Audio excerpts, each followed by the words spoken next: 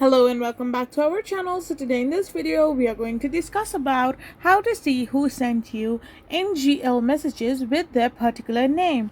So without wasting much of our time, let's get straight into the video. So Not Gonna Lie is designed to keep the identity of the message senders anonymous. So by default, you cannot see who sent you a message with their name unless they choose to reveal it in the message itself. However, let's discuss a few things to know about it and more. So if you open your Not Gonna Lie and you simply get started, you will only get anonymous messages without any hints or so.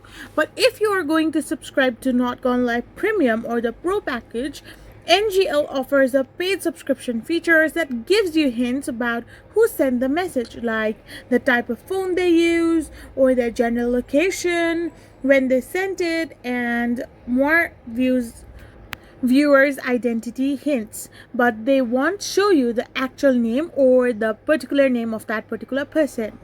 So this is it, how you cannot see who has sent you the NGL message with the name, and you can just get the hints if you're all gonna subscribe to the pro version as well.